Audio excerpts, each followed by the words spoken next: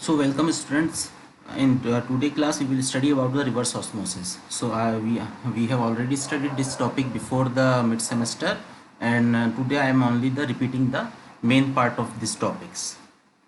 So we will start with the applications of reverse osmosis. So reverse osmosis is the most useful process or widely useful process among all the different membrane based processes, separation processes. So basically reverse osmosis is primarily used for the water purification and for producing the portable water or the drinking water. It is used by the municipalities, where it is used by the restaurants, hotels. We use the reverse osmosis in the homes also, and it is also used in the offshore oil rigs. So this is the actually reverse osmosis used for municipal waters, also for river waters or groundwater, for purifying the groundwater, river water also, and also for the sea water also. So it will produce the portable drinking water from the groundwater, from the river water, or from the sea water in the different applications.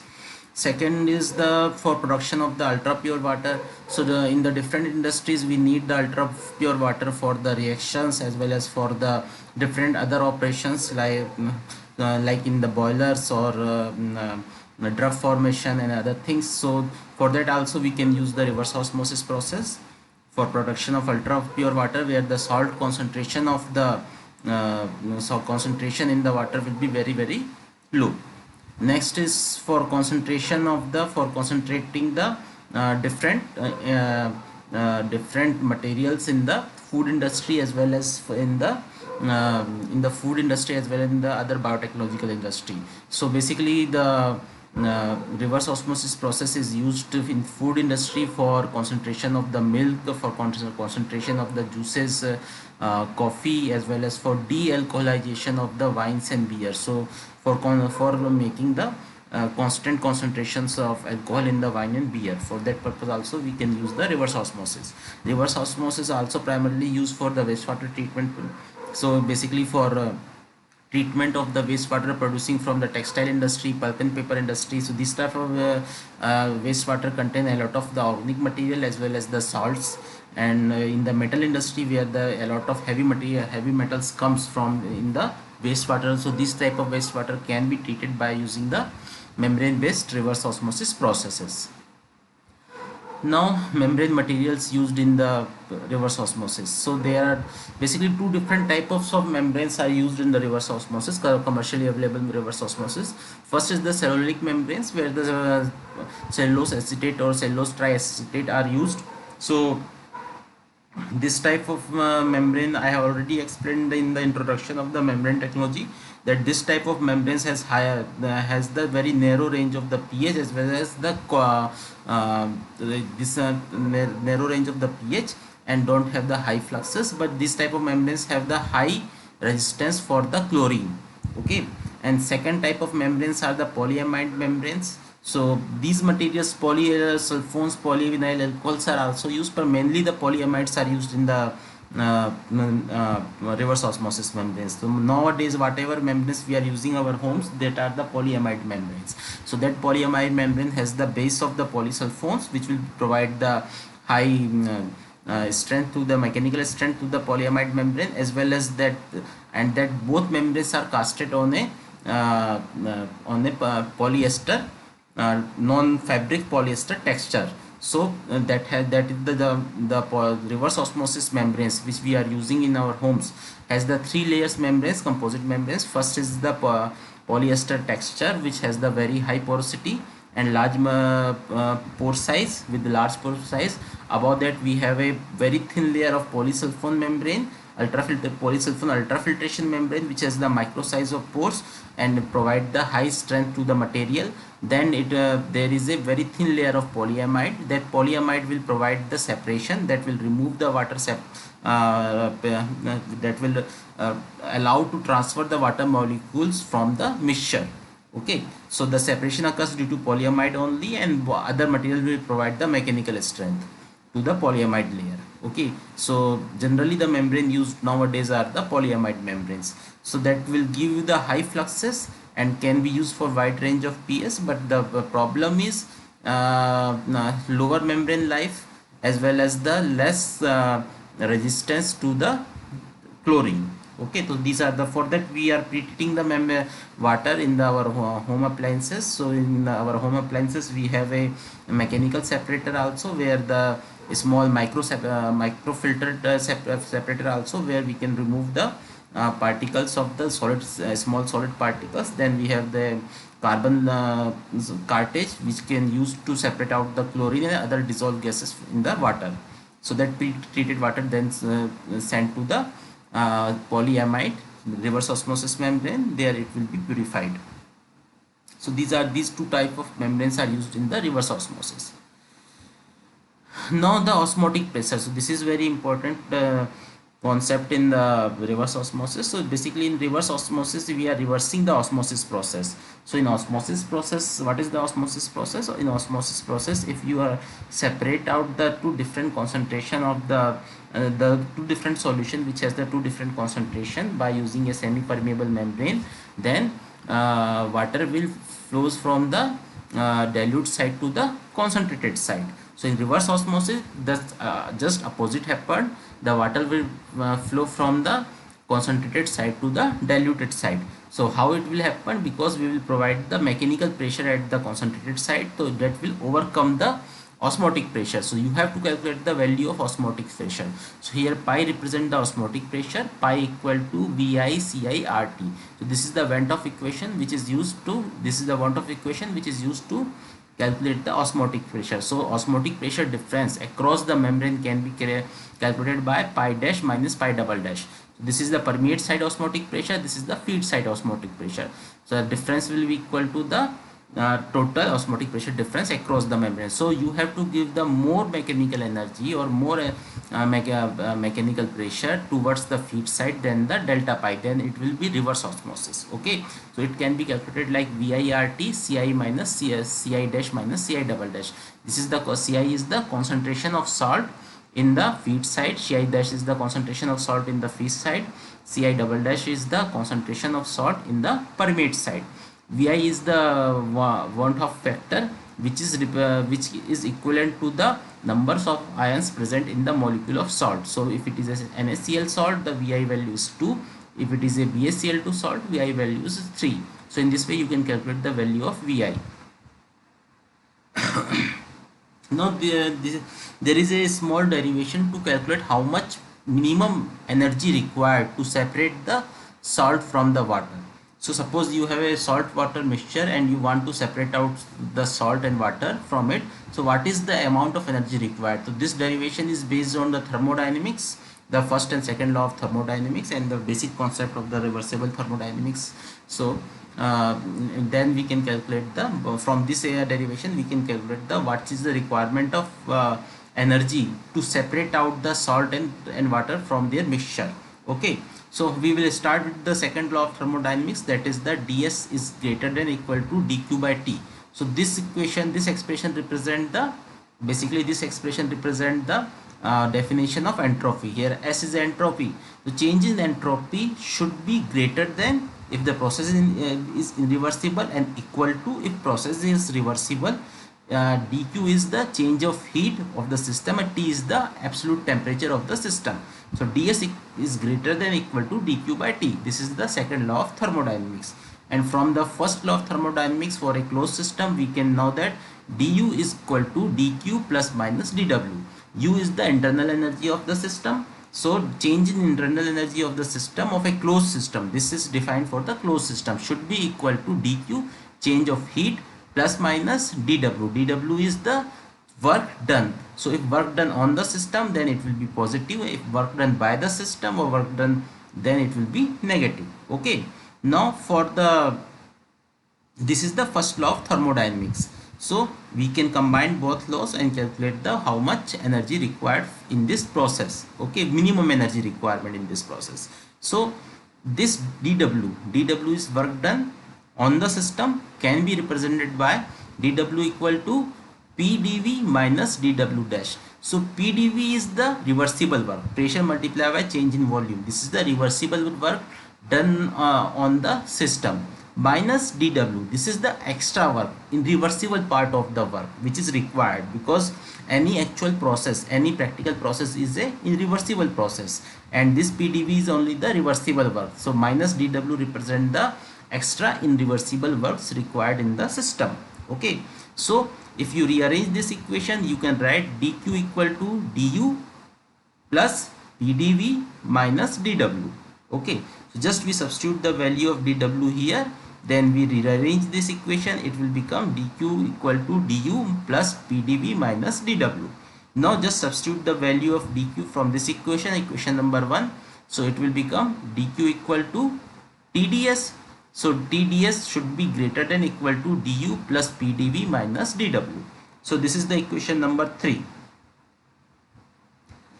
Now this is the same equation. If you change the sign, this is the same equation. If you rearrange this equation, you can put dq, du and pdv in the left hand side of the equation. Then it will become tds minus du minus pdv should be greater than equal to minus dw. Okay, now from the definition of Gibbs free energy, G is the Gibbs free energy. Gibbs free energy is defined as H minus Ts. H is the enthalpy of the system, T is the absolute temperature, S is the entropy of the system, and H enthalpy can be defined as U plus PV. So this is the definition of enthalpy. Enthalpy equal to U plus PV. U is the internal energy of the system, P is the pressure of the system, V is the volume of the system, minus T, T is the temperature of the system, S is the entropy of the system.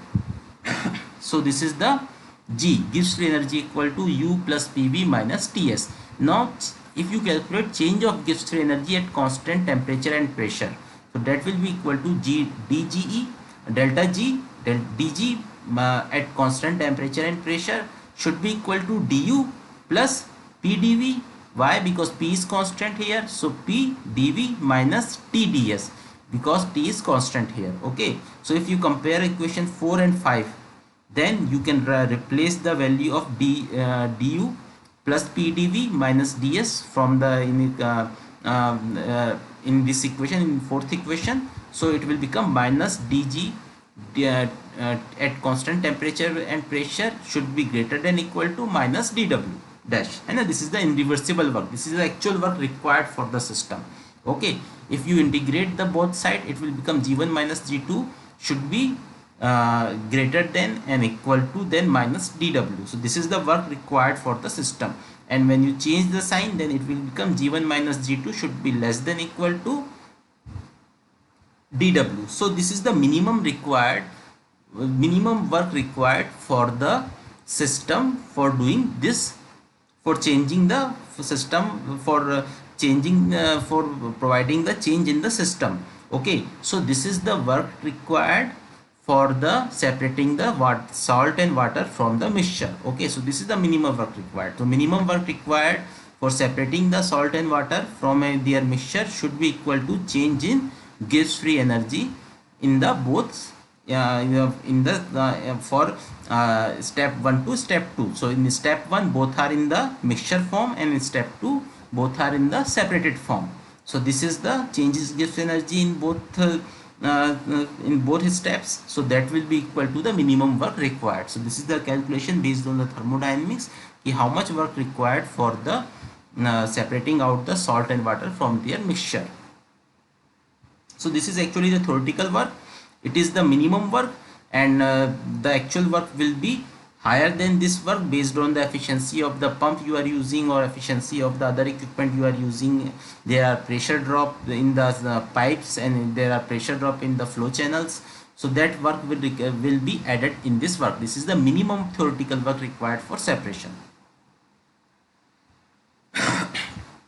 Now the transport model of the reverse osmosis. So I have already explained you that reverse osmosis works on the solution diffusion mechanism.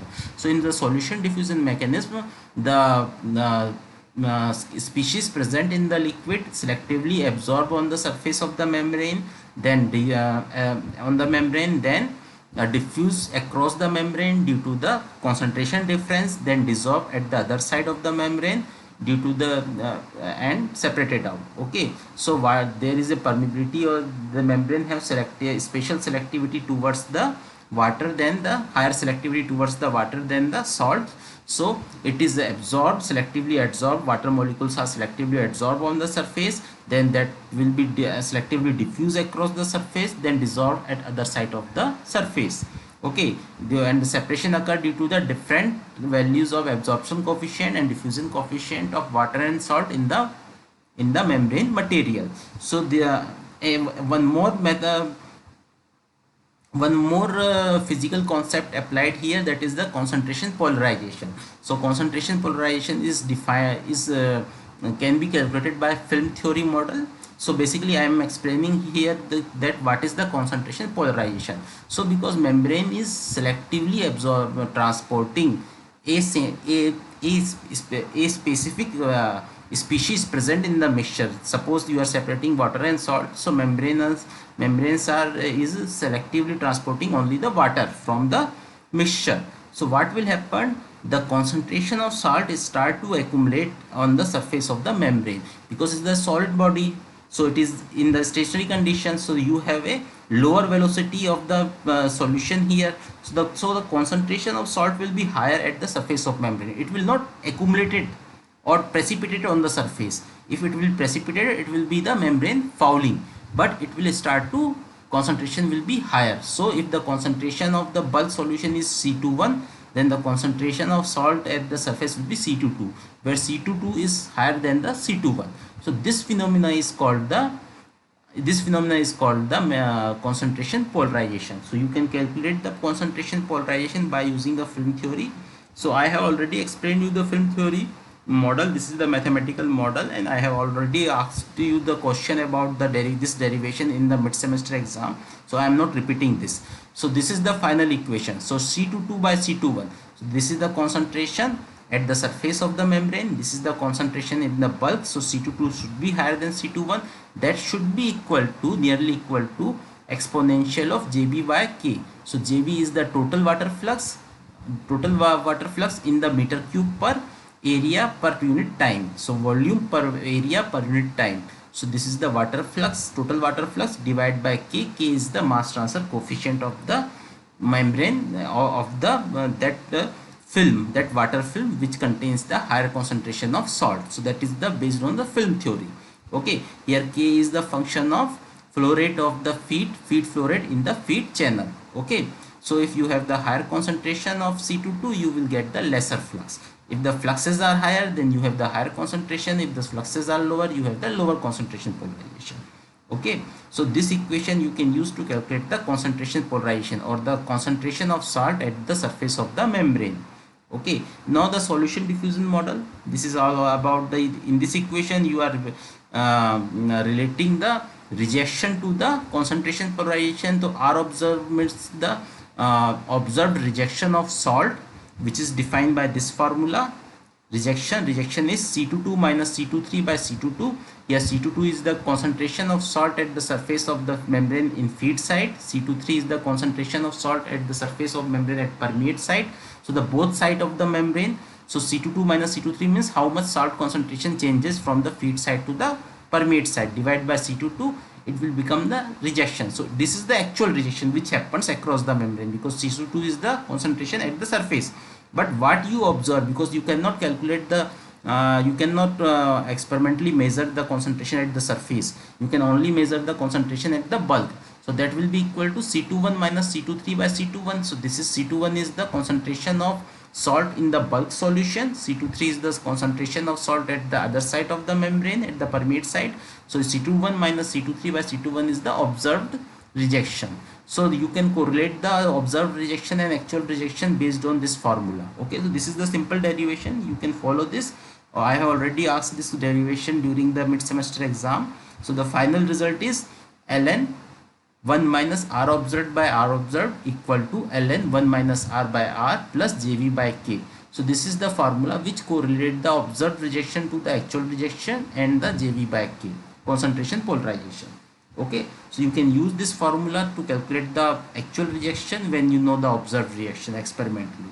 Now there are some mathematical model which calculate the mass transfer across the, which can be used to measure the fluxes across the membrane. That is the solution diffusion model that I have already explained you. Okay, so final equations are in the solution diffusion model. This is the derivation. Again, this derivation I have explained during in before mid semester and asked in the mid semester exam. So I am not repeating this derivation again. I am just going to the final expression. So this is the final expression. So N1 is the flux of water, that is equal to A is the hydraulic permeability multiplied by delta P. Delta P is the pressure difference across the membrane minus delta pi. Delta pi is the osmotic pressure difference across the membrane, which can be calculated by Wand's equation. So J1 equal to A multiplied by delta P minus delta pi, and N2 N1 is the flux of water, and N2 is the flux of salt. So N2 equal to B multiplied by delta C. Delta C again is the concentration difference across the membrane, means C22 minus C23. Okay, and B is the solute permeability. So these two equation can be used to calculate the water flux as well as the solute flux or salt flux across the membrane. Okay, here pi can be written is the function of C22 minus C23 delta pi. So delta pi can be written as B multiplied by C22 minus C23, where B equal to RT multiplied by V. Okay, or if you are separating the NaCl salt, then B equal to 2RT. So 2RT multiplied by C22 minus C23, that will be equal to delta pi. Now if you are using the pure water, now how to calculate the value of hydraulic permeability A and the solute permeability B, because these are important. Once you know the hydraulic permeability of membrane and the solute permeability of the membrane, you can easily calculate the values of flux at any given concentration or any given pressure. Okay, because these are the process variables. You know the concentration of the water, and water is the desired concentration which you want at the permeate site. Then you can easily calculate the fluxes. What are the fluxes you will get?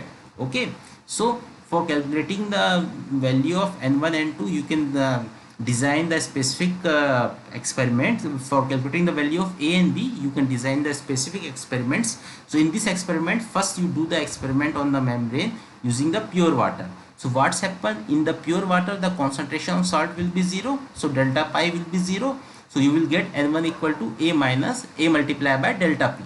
Okay, so N1 is the flux of water. So you take a membrane, put in the system, and do the experiment at different pressure, different pressure difference using the pure water. Okay, so and measure the amount of water you are collecting at the permeate site, which is the flux. So we have done the experiments, like the one pressure drop is like 1 bar, 2 bar, 3 bar, 4 bar, 5 bar. So when you plot N1 by delta P by using this equation, you will get a straight line.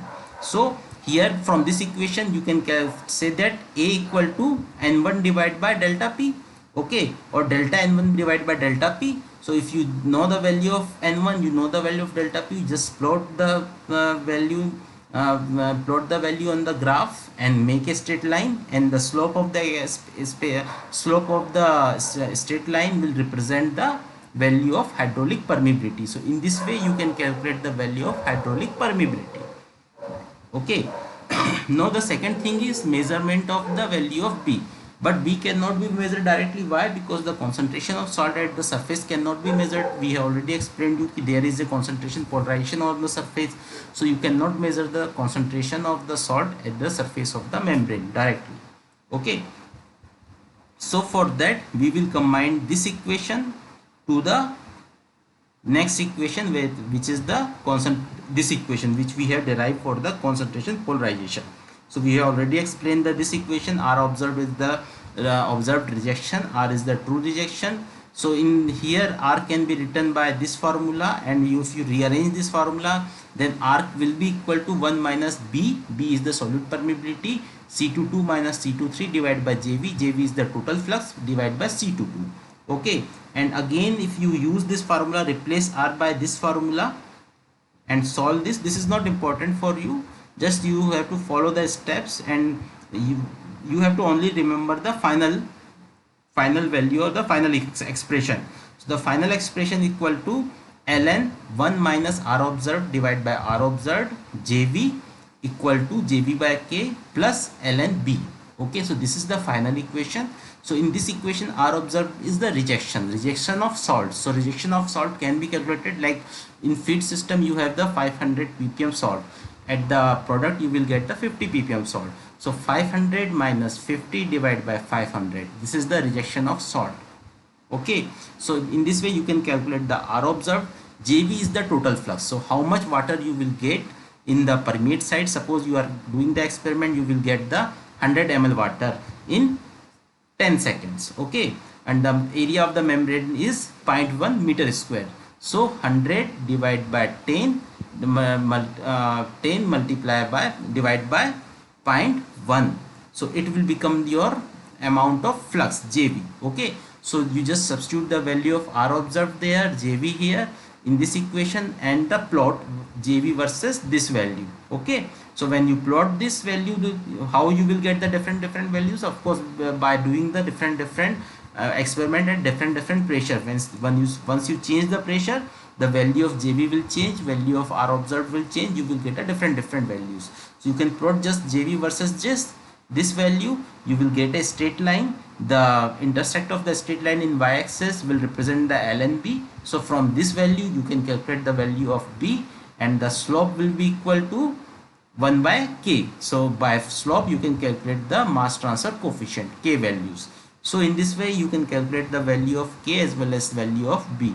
So this experiment, this design of experiments are first proposed by Kiruma Saurirajan, and it is called the Kiruma Saurirajan model. Okay, so mass transfer coefficients are also calculated by the, because generally the mass transfer coefficients in the boundary layer theories, mass transfer coefficients are the function of flow rate. So when you change the flow rate, the value of mass transfer coefficient will change. Generally the mass transfer coefficient K are related to the flow rate by this formula, K equal to A Q to the power B, where A and B are the constant. So just you conduct the experiment at different flow rates and plot the, and then calculate the value of K by using this formula, at different flow rates, and just plot these values in this equation and plot ln K versus ln Q versus ln K. You will get a straight line. The intercept of a straight line will represent the value of A, and the slope will represent the value of B. So generally for turbulent flow, value of B is 0.8, and for laminar flow, value of B is 0.33. Value of A generally depend upon geometry of the spacer. Or if you are change the geometry of the spacer, value of A will change. Okay, so this is all about the reverse osmosis. This topic contains a lot of derivation, but you need not to go for the derivation. You have to remember these formulas, because direct numerical based on this formula may be asked in the exams. So you should remember how to calculate the value of A, how to calculate the value of B from the formulas.